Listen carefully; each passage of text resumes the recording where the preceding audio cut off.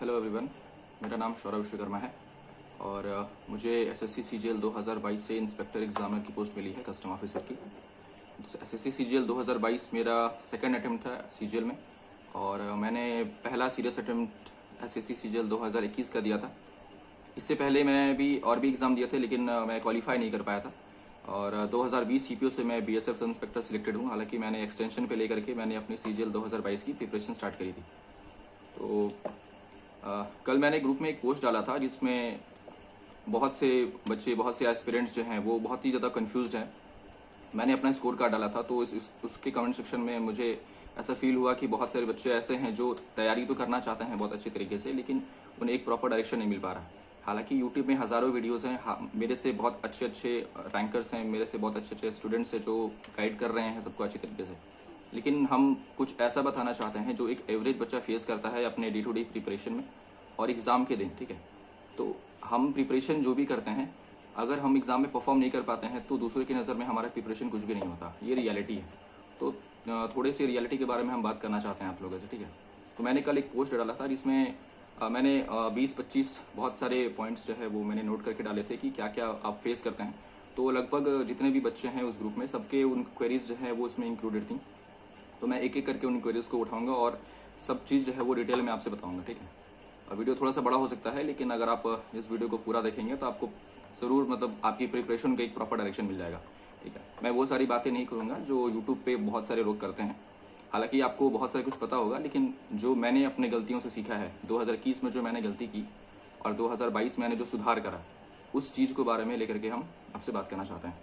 तो पहला चीज़ जो मैंने डाला था कि सीजीएल और सीएचएसएल के लिए प्रॉपर स्ट्रैटेजी क्या होना चाहिए। ठीक है, देखिए सबसे पहले अगर हम बात करते हैं किसी भी बिगिनर के बारे में जो अभी ये प्रिपरेशन स्टार्ट कर रहा है, लाइक कोई अगर ग्रेजुएशन कर रहा है या ठीक है, या फिर कोई अभी 12th पास आउट हुआ है लेकिन उसका एम है कि उसे सीजीएल देना है या फिर सीएचएसएल देना है, तो जो भी अभी स्टार्ट कर रहे हैं प्रिपरेशन फेज में है, तो उनका सबसे पहले काम होना चाहिए कि वो अपने सिलेबस को पूरा अच्छी तरीके से कंप्लीट करें।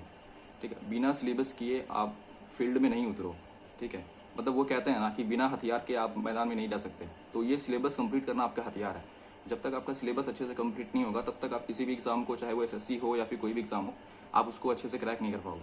तो आपका सबसे पहला काम होना चाहिए वो है अपना सिलेबस को कंप्लीट करना। अब दूसरा था कि सिलेबस को कंप्लीट कैसे करें। देखिए बच्चे अभी यूट्यूब पर बहुत सारे कोर्स हो गया है, फ्री में हो गया है, बहुत सारा पेड कोर्स हो गया है, बहुत सारे टीचर्स जो हैं वो पढ़ा रहे हैं अपने अपने प्लेटफॉर्म पे, लेकिन बच्चों को ये आइडिया नहीं मिल पाता कि वो अपने सिलेबस को कंप्लीट कैसे करें और कम समय में, ताकि वो सिलेबस कंप्लीट करने के बाद अपनी प्रिपरेशन को अच्छे से बूस्ट कर सकें। ठीक है, तो देखिए सबसे पहले अगर हम बात करते हैं सिलेबस कंप्लीट करने में, तो सबसे पहले आपको देखना है जो सबसे इंपॉर्टेंट काम है वो आप ये करो कि आपकी तैयारी अगर जीरो भी है ना, अगर आपको कुछ भी नहीं आता है तो आप जा करके एक मॉक टेस्ट लगा दो। ठीक है, आपको उसमें स्कोर देखना ही नहीं है, आपको उसमें स्कोर देखना नहीं है, आपको बस ये पता करना है कि एसएससी आपसे पूछना क्या चाह रही है। ठीक है, देखिए एसएससी एक ऐसा एग्ज़ाम है ना जो आपसे बहुत लिमिटेड चीज़ डिमांड करती है, लेकिन हम गलती क्या करते थे या फिर हम लोग गलती क्या करते हैं कि हम इनफाइनाइट चीज़ पढ़ते चले जाते हैं। एक बुक ले लेते हैं, उसको ख़त्म किया, फिर दूसरा ले, फिर उसको ख़त्म किया और हम सोचते हैं कि हमारा सिलेक्शन हो जाएगा, लेकिन ऐसा ट्रूथ है नहीं। ठीक है, जो लिमिटेड चीज़ एसएससी हमसे पूछती है, हमके बस उस पर काम करना होता है। तो सबसे पहले अगर हम मैथ्स की बात करें ना, तो मैथ्स में देखिए अभी तो यूट्यूब पे बहुत सारे फ्री टीचर्स पढ़ा रहे हैं, बहुत लोगों ने पेड बैच जो है वो लेते हैं। ठीक है, तो सबसे पहला काम है कि आप मैथ्स, इंग्लिश, जीएस और इंग्लिश, इन चारों सब्जेक्ट्स को पैरेलल में लेके चलें। आपको अभी से अच्छे से टाइम दे करके उनको प्रिपेयर करना है। अब बात करते हैं कि मैथ्स को प्रिपेयर कैसे करें। देखिए सबसे पहले काम करना है कि आप जिस भी टीचर से पढ़ रहे हैं, चाहे वो कोई भी टीचर हो, आप उनका लेक्चर जो है वो अच्छे से देखिए, उस लेक्चर के प्रॉपर नोट्स बनाइए। ठीक है, क्वेश्चन को लिखिए। अगर सर कोई भी बात बोल रहे हैं, लाइक सर ने बोला कि ये कंसेप्ट इस तरीके से होता है, तो आप अपनी लैंग्वेज में, चाहे इंग्लिश में चाहे हिंदी में, उस लैंग्वेज में बगल में लिखिए कि इस तरह के सवाल में ऐसा होता है। क्योंकि इसका फ़ायदा ये होता है ना कि जब आप 1 साल बाद या फिर 1.5 साल बाद कभी भी अगर आप उसको रिवाइज करने जाओगे ना, तो आपको वापस से वीडियो नहीं देखना पड़े। ठीक है, आपको बस वो नोट्स देख करके आपका सब कुछ क्लियर हो जाए कि हाँ सर ने ऐसा बोला था और ये ऐसे मुझे रिवाइज करना है। ये हो गया। उसको प्रैक्टिस कैसे करना है। देखिए मान लीजिए आपने परसेंटेज चैप्टर कंप्लीट किया। परसेंटेज चैप्टर कंप्लीट करने के बाद मैथ्स की प्रैक्टिस के लिए 2 बुक मैं प्रेफर करूँगा, एक पिरन पब्लिकेशन की या फिर एक पिनिकल पब्लिकेशन की। ठीक है, तो इन दोनों में से आप कोई भी लाइए, दोनों अपने में बहुत बेस्ट हैं। तो आपको क्या करना है कि जैसे मान लो आपने परसेंटेज चैप्टर जो है वो कंप्लीट किया, तो उसके बाद क्या करना है कि आपको परसेंटेज के डेली 40 से 50 सवाल लगाने हैं डेली बेसिस पे। ठीक है, आपने लेक्चर देखा, लेक्चर से नोट्स बनाए, नोट्स जब खत्म हो गया तो आपने क्या किया कि एक दिन बैठ करके जितने भी आपने क्वेश्चंस नोट किए हैं कॉपी में, उसको लिख करके रिवाइज किया। ठीक है, समझ के कि क्वेश्चन जो लिखा हुआ है, जो आपने सोल्यूशन लिखे हैं, उसको लिख के रिवाइज किया। इससे क्या होगा कि सारा कंसेप्ट आपके अंदर जो है वो बिल्ड हो जाएगा। उसके बाद क्या करना है कि आपको डेली के 40 से 50 सवाल आपको लगाना है स्टार्टिंग में। ठीक है, ये फ्रीक्वेंसी जो है वो आगे 100-150 तक जाएगी जब आप पीक पर पहुंच जाओगे, लेकिन अभी स्टार्टिंग के लिए 50 काफ़ी है। फिर उसके बाद क्या करना है कि जब आप डेली के 50 सवाल लगा रहे होगे तो आपको पैरेलल में दूसरा चैप्टर स्टार्ट कर देना है, नोट मेकिंग। जैसे आपने परसेंटेज खत्म किया, परसेंटेज के आप डेली 30 से 40 सवाल लगा रहे हो, उसके बाद आपको क्या करना है कि आपको रेशियो एंड प्रोपोर्शन के वीडियो स्टार्ट कर देना है। लाइक डेली आपने 2 से 3 लेक्चर किसी भी टीचर के देख रहे हैं, तो मान लो कि आपका एक हफ्ता में परसेंटेज चैप्टर खत्म हो गया। उसके बाद क्या करना है कि सेम टॉपिक खत्म हुआ, उसके बाद एक दिन बैठना है, अपने कॉपी को लेकर के उसको रिवाइज करना है अच्छे से। उसके बाद क्या करना है कि परसेंटेज के आपको 20 सवाल लगाने हैं और रेशियो एंड प्रोपोर्शन के 20 सवाल लगाना है। ये 2 चैप्टर आपका पैरेलल में चलेगा, डेली के 40 से 50 सवाल। ठीक है, साथ में क्या करना है, पैरेलल में थर्ड चैप्टर स्टार्ट कर देना है, profit and loss. Profit and loss के अपने नोट्स बनाए, नोट्स रिवाइज किए। क्या करना है, 15-15 क्वेश्चन करके तीनों चैप्टर में से करना है। अगर आप 40 कर पा रहे हो तो 40 करो, 50 कर पा रहे हो 50 करो। अगर आप 70-80 कर पा रहे हो तो हर एक चैप्टर में 5-5, 10-10 सवाल बढ़ा दो। ठीक है, उसके बाद क्या किया, 5वें पे पहुंचे तो बाकी 4 के 20-20 लगा रहे हैं, 5वां स्टार्ट कर दिया। 6ठे पर पहुंचे तो 5वें चैप्टर के 10-10 लगा रहे हैं, 7वां स्टार्ट कर दिया। ऐसे करके क्या होगा फ़ायदा ना। देखिए, मेन दिक्कत क्या आती है स्टूडेंट को, एक बहुत बड़ा दिक्कत है जो हर जगह ये सुनने को मिलता है, लेकिन हर जगह इसका जवाब नहीं मिलता। बहुत कम लोगों ने बताया है, लेकिन बहुत कम लोगों ने बताया है कि जब हम फर्स्ट चैप्टर को प्रिपेयर करते हैं तो उसके 250-300 सवाल हम एक फ्लो में लगा लेते हैं, क्योंकि हमारी एक कंटिन्यूटी बनी रहती है, हमारा एक कंसेप्ट बिल्ड रहता है। ठीक है, लेकिन जब हम 7वें या फिर 8वें चैप्टर पे पहुंचते हैं ना, और जब हम वापस से परसेंटेज का कोई सवाल देखते हैं तो हमारा दिमाग थोड़ा चकरा रहता है कि यार इसको कैसे सॉल्व करें, इसको हम कैसे बनाएं। ठीक है, तो ये चीज़ जो है इस तरीके से अगर आप करेंगे जैसे मैंने बताया, तो ये चीज़ आपकी कभी नहीं होगी। अगर आप फर्स्ट डे से अगर ऐसे कर रहे हैं, तो अगर आप 10 महीने बाद भी अगर आप सवाल बना रहे हैं ना, तो आपका परसेंटेज का चैप्टर वैसा ही का वैसा ही स्ट्रांग रहेगा जैसे पहले दिन था। ये बहुत ज़्यादा इंपॉर्टेंट पॉइंट है जो मैंने गलती करी थी स्टार्टिंग में। मेरे इस वजह से सिलेबस कंप्लीट होने में मेरा बहुत टाइम लग गया था, लेकिन यही चीज़ है जो हम बताना चाहते हैं कि आप लोग ये गलती ना करें। ठीक है, पैरेलल में सारे चैप्टर्स को लेकर चलना है और सारे जितने भी चैप्टर्स आपके हो गए हैं उनके 10-10 क्वेश्चन लगाने हैं। अगर चैप्टर मान लो कि आपने अरिथमेटिक मैथ्स इस तरीके से पूरा कंप्लीट किया, आप एडवांस मैथ कर रहे हो, तो अरिथमेटिक मान लो कि अरिथमेटिक में आपके 15 चैप्टर हो गए, तो आप सारे चैप्टर्स में से 5-5 सवाल लगा लो। क्या होगा इससे कि आपका 5 सवाल अगर आप लगा रहे हो ना, तो आपके जितने भी कंसेप्ट है वो सारे के सारे डेली रिवाइज हो रहे हैं। आप डेली पूरे के पूरे अरिथमेटिक को रिवाइज कर रहे हो। उसी तरह एडवांस मैथ में करना है। एडवांस मैथ में आपको प्रॉपर टीचर से नोट्स बनाना है। एडवांस मैथ में मैंने जिस टीचर से किया था वो थे पवन राव सर। पवन राव सर से अच्छा मुझे एडवांस मैथ अभी तक कोई नहीं लगा। गगन सर भी बहुत अच्छा पढ़ाते हैं, मैंने उनसे नहीं पढ़ा। ठीक है, जितने भी टीचर्स हैं वो सब अच्छे हैं, लेकिन मैंने पवन राव सर से पढ़ा है और मुझे उनका कंटेंट सबसे बेस्ट लगा है। तो अगर कोई एडवांस मैथ के लिए परेशान है तो वो आंख बंद करके मेरे एडवाइस पर पवन राव सर से क्लास करे। उनसे क्लास करने के बाद आपको एडवांस मैथ में कोई भी दिक्कत नहीं आएगा, चाहे वो प्री के लेवल पे हो, चाहे वो मेंस के लेवल पे हो, चाहे वो मॉक टेस्ट में अच्छे सवाल हों, बशर्ते कि उनके जो भी वो नोट्स देते हैं, जो भी वो बताते हैं, उनको बढ़िया से आपको लिखना है। ठीक है, एकदम बेसिक से। अगर किसी को मैथ्स नहीं भी आता है ना, तो वो भी उनसे सीख सकता है एडवांस मैथ बहुत अच्छे से। सेम वही करना है एडवांस मैथ में। एक चैप्टर मान लिया आपने ज्योमेट्री उठाया, ज्योमेट्री का सारा लेक्चर देखा, उसके नोट्स बनाए। फिर क्या हुआ कि ज्योमेट्री के नोट्स 2 से 3 दिन लेकर के ज्योमेट्री के सारे नोट्स को रिवाइज किया, सारे कंसेप्ट जाने कि कैसे क्या कंसेप्ट होता है। उसके बाद ज्योमेट्री के क्वेश्चन लगाने शुरू किए। पैरेलल में आपको ट्रिग्नोमेट्री स्टार्ट कर देना है, ट्रिग्नोमेट्री नोट्स बनाना है, उसको रिवाइज करना है। फिर उसके 15 सवाल लगाना है। फिर पैरेलल में आपको अलजेब्रा स्टार्ट कर देना है। इससे क्या होगा कि आपका सिलेबस एक एक चैप्टर करने पर जो आपका 12 महीने में खत्म होता है ना, वो आपका अब 8 से 9 महीने में खत्म हो जाएगा। तो आपने 2 से 3 महीना आपका इस तरीके से सेव हो जाएगा। प्लस इसका एक और फ़ायदा ये होगा कि आपका कोई भी चैप्टर भूलेगा नहीं कभी भी। ठीक है, आप कंटिन्यूस आप ये सोच के चलो कि आप पहले दिन परसेंटेज के आपने जो सवाल लगाए, 10वें महीने होते होते आपने पूरे के पूरे चैप्टर को जो है कम से कम 3 से 4 बार लगा चुका होगा। ठीक है, तो इस तरीके से आपका हर चैप्टर पर जो ग्रिप है वो बहुत ज़्यादा स्ट्रांग हो जाएगा। ठीक है, अच्छा, दूसरी बात ये तो हो गया कि प्रैक्टिस कैसे करना है और पढ़ना कहाँ से। ठीक है, दूसरा बात ये है कि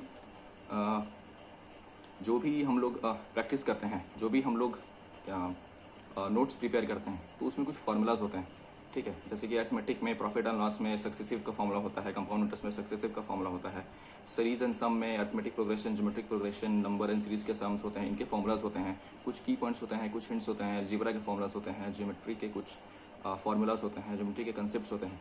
आपको क्या करना है कि जब आप अपने नोट्स को रिवाइज कर रहे होगे तो आपको क्या करना है कि उन नोट्स को प्रॉपर छोटे छोटे में एक A4 साइज में लिखना है फॉर्मूला में, ठीक है। मैं दिखाता हूँ अपना आपको नोट्स की अपने फाइल दिखाता हूँ, आपको आइडिया लगेगा कि किस तरीके से करना है।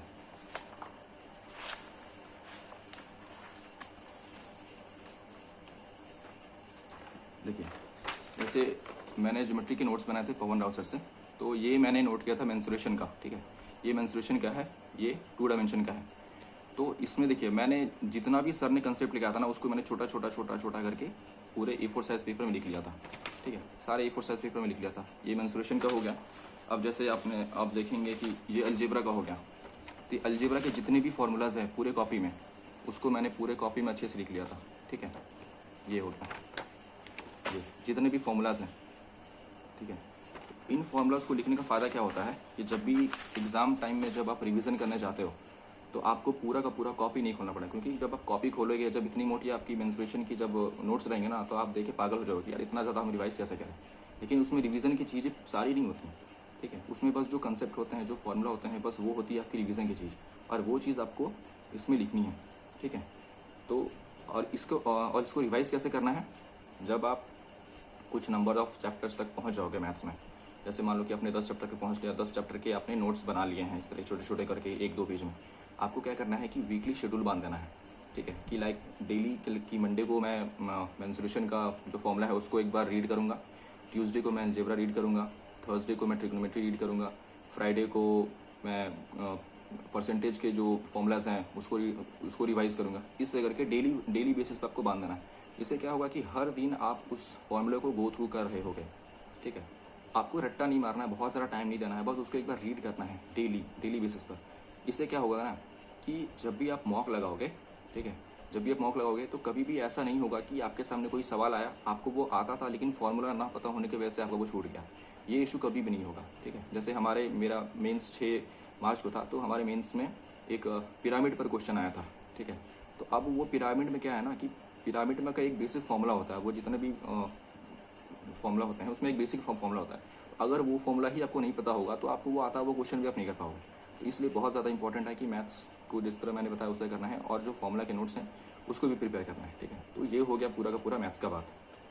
अच्छा, अब दूसरा जो है वो है कि मैथ्स में स्पीड नहीं आती है, ठीक है। कुछ बच्चे होंगे जो अपना सिलेबस कंप्लीट कर चुके होंगे, जो बुक से प्रैक्टिस भी कर चुके होंगे, लेकिन मॉक में उनका जो है वो स्पीड नहीं बन रहा है, ठीक है। देखिए, स्पीड बनाने का बस एक ही रास्ता है, वो है ऑनलाइन प्रैक्टिस करना, ठीक है। देखिए, स्पीड हमारी क्यों नहीं आती है, शुरू में ये दिक्कत मुझे भी फेस हुआ था कि इसका रीज़न जानना कि स्पीड हमारी क्यों नहीं आती है। देखिए, सबसे पहला चीज़ कि जब आप बुक से प्रैक्टिस कर रहे होते हो तो आपको टाइम का कोई भी बाउंडेशन नहीं होता है, ठीक है। जैसे मान लो कि आपने परसेंटेज के सवाल लगा रहे हो, आपसे सवाल नहीं बना, आप क्या करोगे, उसको काट दोगे, फिर दूसरी जगह बनाओगे, तो धीरे धीरे आराम से सोच के दिमाग लगा के। पहली बार तो आपको बुक से ही बनाना है, पहली बार आपको मॉक में नहीं जाना, क्योंकि पहली बार आपको अपना कॉन्सेप्ट को स्ट्रॉन्ग करना है। जब आप 1 से 2 बार अपने प्रीवियस से लगा लोगे उसके बाद का मैं बता रहा हूँ, ठीक है। ऐसा नहीं कि आपने जब पहली बार लगा रहे हो तो पहली बार आप मॉक पे शिफ्ट हो गए, ठीक है। पहली बार आपको बुक से समझ के अपने कॉन्सेप्ट को स्ट्रॉन्ग करना है। जब आप 1-2 बार लगा चुके होगे उसके बाद बता रहा हूँ कि जब भी आप लगाते हो ना, तो उसमें आपको ऑफलाइन में क्या होता है कि आपको टाइम का कोई भी बाउंडेशन नहीं होता है। आप आराम से बना रहे हो, लाइक 2 बार गलत हुआ, फिर तीसरी बार बनाए, तीसरी बार गलत हुआ, फिर चौथी बार बनाए, और जब बन जाता है तो आपको लगता है कि यार ये तो मुझे आता है, ठीक है। लेकिन क्या आपको एग्ज़ाम उतना टाइम देगी कि आप 3 बार उसके काट करके उसको बनाओ फिर से? बिल्कुल नहीं। आप अगर एग्ज़ाम में अगर आप ऐसा गलती करोगे ना तो आपका सारा पेपर बर्बाद, ठीक है। तो इसीलिए ये ज़रूरी होता है कि जब हमारा प्रैक्टिस ठीक ठाक हो चुका हो ऑफलाइन में, तो हम ऑनलाइन की तरफ शिफ्ट कर जाएं, बुक्स को छोड़ करके ऑनलाइन की तरफ शिफ्ट कर जाएं, चाहे वो फुल मॉक में शिफ्ट कर जाएं, चाहे हम सेक्शनल मॉक में शिफ्ट कर जाएं, चाहे हम चैप्टर टेस्ट में शिफ्ट कर जाएं, ठीक है। उससे क्या होगा कि जैसे आपने चैप्टर टेस्ट में 10 क्वेश्चन में 10 सवाल आते हैं, तो उससे क्या होगा, देखो ऑनलाइन प्रैक्टिस करने का क्या क्या फ़ायदा है। सबसे पहली चीज़ कि आपको टाइम का प्रेशर जो है वो फील होगा। टाइम प्रेशर कैसे हैंडल करना है ये करना सीखोगे आप धीरे धीरे करके, आपकी एक्यूरेसी इंप्रूव होगी, ठीक है। बहुत जगह होता है कि हम लोग क्वेश्चन से पूछा कुछ और है, हम लोग टिक कुछ और कर देते हैं, तो ये दूसरी आपकी एक्यूरेसी इंप्रूव होगी। तीसरी आपके सिली मिस्टेक्स कम होंगे। सिली मिस्टेक्स जब डे बाय डे आप सिली मिस्टेक्स करोगे, लाइक 4 की जगह 5 लिख दिया, 4 इंटू 2 6 लिख दिया, ठीक है, ऐसे करके सिली मिस्टेक्स होती हैं, तो ये आपकी इंप्रूव होगी। क्वेश्चंस को स्किप कैसे करना है ये आपको सीखना पड़ेगा। कभी कभी ऐसा होता है कि 10 क्वेश्चन में 8 क्वेश्चन ऐसे होते हैं जो अच्छे होते हैं, जो बन जाते हैं, लेकिन 2 क्वेश्चन आते हैं जो बहुत ही इररिलेवेंट होते हैं। तो आपको पता होना चाहिए कि कौन सा क्वेश्चन इररिलेवेंट है, कौन सा क्वेश्चन बनाने लायक है। और ये होगा जब आप बहुत सारा प्रैक्टिस करोगे, जब आप बहुत सारा मॉक्स दोगे, बहुत सारा प्रीवियस से प्रैक्टिस करोगे तब, ठीक है। तो ये हो गया आपका प्रैक्टिस का। ये होगा स्पीड का, कि अगर आपको स्पीड बनानी है तो उसका एक ही रास्ता है कि आपको ऑनलाइन की तरफ प्रैक्टिस शिफ्ट करनी पड़ेगी, बुक्स को छोड़कर। बुक्स को तभी तक करना है जब तक आपका कंसेप्ट अच्छे से स्ट्रांग ना हो जाए, जब तक आप 2-3 बार बुक्स को लगा लो उसके बाद। अच्छा, और उसके बाद आते हैं कि प्रैक्टिस कितनी बार करनी है, लाइक बुक्स जो हम प्रैक्टिस करते हैं। देखिए, पहली बार आपको क्या करना है कि पूरे का पूरा जो जितने भी सवाल हैं क्वेश्चन में, एक सवाल, चाहे वो सेम पैटर्न पर अगर 2-3 सवाल रिपीट में भी है तो भी आपको बनाना है।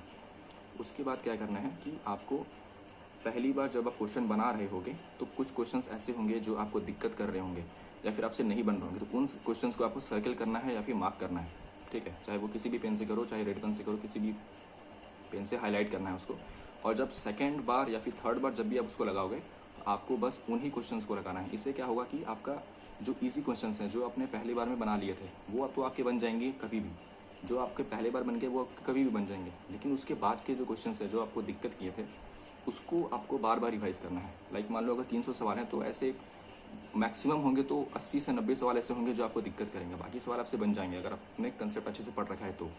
अब क्या होगा कि अगली बार जब आप उसको बनाने आओगे तो उन 80 और 90 सवाल को ही बनाना है, सेकेंड टाइम में भी, थर्ड टाइम में भी, ठीक है। इससे क्या होगा कि आपका जो एंटायर बुक है वो 5 महीने अगर आपने कंप्लीट लिया होगा तो वो आपका 2 महीने में खत्म हो जाएगा। हर चैप्टर के लिए ऐसे करना है, ठीक है, हर चैप्टर के लिए जो है आपको ऐसे करना है। तो ये हो गया मैथ्स से प्रैक्टिस का।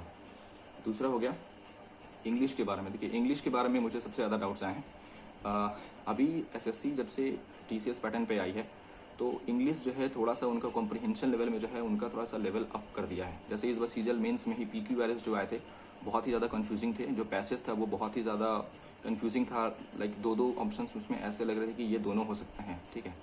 तो इस कन्फ्यूजन से बचने का बस एक ही उपाय है कि वो आपको अपना कॉम्प्रिहेंशन बिल्ड करना पड़ेगा। कॉम्प्रिहेंशन इन द सेंस कि आपको जो अपनी रीडिंग एबिलिटी है, चीज़ों को पढ़ के समझना, ठीक है, सेंटेंसेस को लिंक कर पाना, सेंटेंसेस के स्ट्रक्चर को समझ पाना, ये होता है कॉम्प्रिहेंशन। देखिए, मैं शुरू से केंद्र विद्यालय का स्टूडेंट रहा हूँ, ठीक है, और हमारी शुरू से इंग्लिश मीडियम ये रही है। तो अब जैसे हम बचपन से इंग्लिश पढ़ते आए हैं तो मेरी वो कॉम्प्रिहेंशन जो है, वो सेंटेंसेस को समझने की जो एबिलिटी है वो इम्प्रूव हो गई है, वो अच्छी हो गई है। तो इससे क्या होता है कि जो PQRS होते हैं उसमें मैं पकड़ लेता हूँ कि हाँ, इस सेंटेंस के बाद जो है वो सेंटेंस आना चाहिए। ये पहली चीज़ होगी कॉम्प्रिहेंशन बिल्ड करना, अगर आपको अपना इंग्लिश इंप्रूव करना है तो, ठीक है।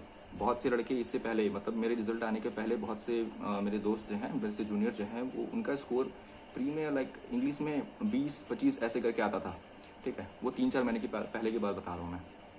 उन्होंने 3-4 महीने, मतलब 4 से 5 महीने उन्होंने कंटिन्यूसली 1-1.5 घंटा करके रीडिंग कराया अच्छे से, ठीक है। अब वो खुद बोलते हैं कि भैया आपने जो रीडिंग करवाई है, आपने जो प्रैक्टिस करवाई है, अब उसकी वजह से हमारे मार्क्स 40, 42, 45 तक पहुंच जाते हैं, ठीक है। तो ये इंप्रूवमेंट है। तो इंप्रूवमेंट देखिए, अगर थोड़ा सा बोरिंग लगता है रीड करना ना, थोड़ा सा बोरिंग लगता है, बहुत जन को लगता है कि अरे यार कैसे करेंगे, लेकिन अगर आप कंपटीशन में उतरे हो तो जो आपका वीक है आपको उस पर काम करना पड़ेगा। अगर आप काम नहीं करोगे तो जो ऑलरेडी बच्चा आपसे ज़्यादा काम कर रहा है वो सीट लेके जाएगा और आपका फिर 1 साल फिर वही अटेम्प्ट देना पड़ेगा। फिर आप घूम करके दूसरों से स्ट्रैटेजी पूछोगे, दूसरों से पूछोगे कि इंग्लिश कैसे इंप्रूव करें, ठीक है। इंग्लिश में दूसरी गलती कि बच्चे ग्रामर के पीछे बहुत ज़्यादा भागते हैं कि भैया ग्रामर का बता दो, ग्रामर का बता दो, एरर सही नहीं होते, ग्रामर रूल्स कैसे पढ़ें, ठीक है। देखिए, ग्रामर रूल्स, सिर्फ ग्रामर रूल्स पढ़ करके आप इंग्लिश को क्रैक नहीं कर पाओगे, ठीक है। मेरा आधा से ज़्यादा जो इंग्लिश है वो मेरी कॉम्प्रिहेंशन की वजह से होता है सही, ठीक है। देखो, ग्रामर का और आपका यूज़ कब आएगा, मे बी कुछ फिलिंग द ब्लैंक्स में आपके यूज़ आ जाएंगे, कुछ आपके एरर डिटेक्शन में यूज़ आ जाएगा, ठीक है।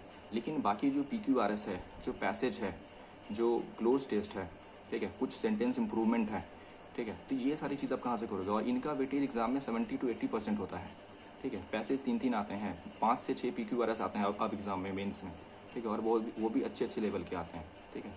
तो आपको ग्रामर लेके चलना है, बिल्कुल लेके चलना है, लेकिन उससे भी ज़्यादा अगर आपका कॉम्प्रिहेंशन पार्ट वीक है तो आपको उस पर काम करना है। अब बच्चे पूछते हैं कि पढ़ें क्या, देखिए, दो टाइप की इंग्लिश होती है। एक होती है बहुत ही हाई लैंग्वेज की, जो कि किसी किसी न्यूज़पेपर में मिलता है, और एक होता है नॉर्मल लेवल की, जो हमारे एनसीईआरटी की बुक्स में होती हैं या फिर स्कूल बुक्स में होती हैं।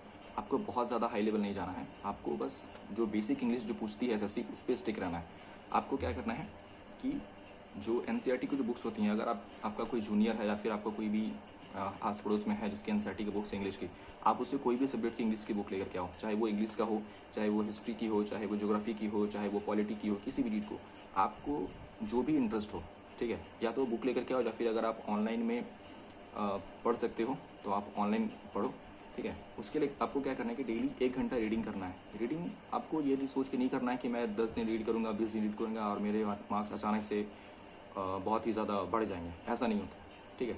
ये एक बहुत ही कंपाउंड प्रोसेस है। ये धीरे धीरे धीरे धीरे करके आपके अंदर जो वो सेंस ऑफ जो होता है ना इंग्लिश का, वो बिल्ड करती है। आपको पता चलता है कि इंग्लिश में जो स्ट्रक्चर है वो कैसे कनेक्ट हो रहा है, ठीक है। पढ़ते पढ़ते आप देखोगे कि कभी भी मस्ट के साथ हैज़ नहीं आता है, ठीक है। आप रीडिंग कर रहे हो, आपको नहीं पता कि भाई, आपको हमेशा देख रहे हो कि भाई मस्ट के साथ हैव आता है, मस्ट के बाद कभी भी मैंने हैज़ नहीं देखा है। तो अब क्वेश्चन में कभी भी अगर आपके पास मस्ट के बाद हैज़ आएगा ना, तो आपको लगेगा कि यार मस्ट के बाद हैज़ तो मैंने कभी पढ़ा ही नहीं है, ये तो गलत है। तो यहाँ पे काम करती है कॉम्प्रिहेंशन, ठीक है। ज़्यादातर बच्चे जिनकी कॉम्प्रिहेंशन बहुत ही स्ट्रांग होती है, वो 80% 90% एरर जो है वो इसी बेसिस पर वो सही करते हैं कि उन्हें कुछ वहाँ पे गलत लग जाता है।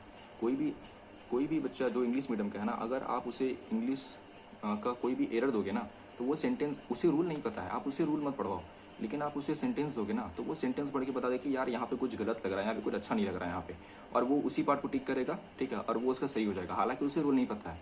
तो ये फ़ायदा होता है कॉम्प्रिहेंशन बिल्ड करने का। तो कॉम्प्रिहेंशन बिल्ड करने के लिए आप कोई भी नॉवल पढ़ सकते हो, कोई भी बुक पढ़ सकते हो, एनसीईआरटी की बुक पढ़ सकते हो, कोई भी ब्लॉग पढ़ सकते हो, कोई भी आर्टिकल पढ़ सकते हो। बहुत ही हाई लेवल का नहीं, नॉर्मल लेवल का पढ़ना है, ठीक है।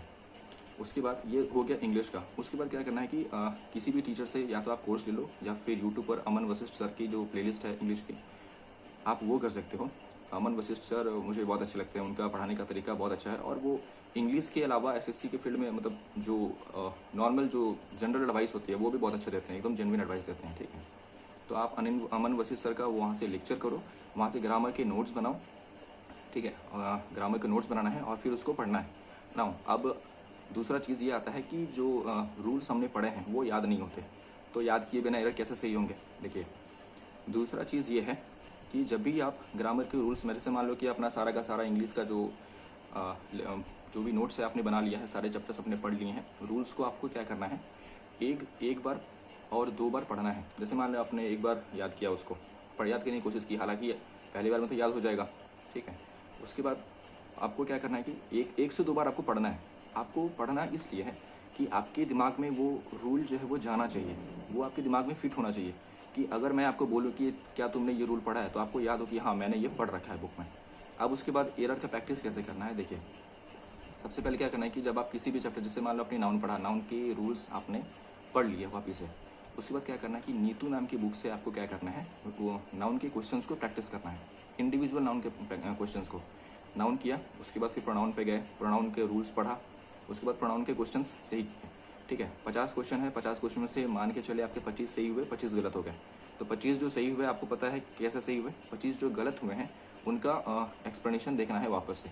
अब आप एक्सप्लेनेशन देखोगे तो आपको रूल्स फिर से एक बार रिवाइज हो गए, ठीक है। आपको याद आएगा कि हाँ ये चीज़ मेरे ध्यान में नहीं था, मुझे याद नहीं आया, लेकिन ये रूल मैंने पढ़ा था। तो ये हो गया आपका सेकेंड बार रिविजन। इस तरह करके आपने सारे जो टॉपिक्स हैं, जितने भी इंग्लिश के टॉपिक्स हैं, सबको कवर किया, ठीक। उसके बाद क्या करना है कि आपको मिक्स प्रैक्टिस पर शिफ्ट हो जाना है।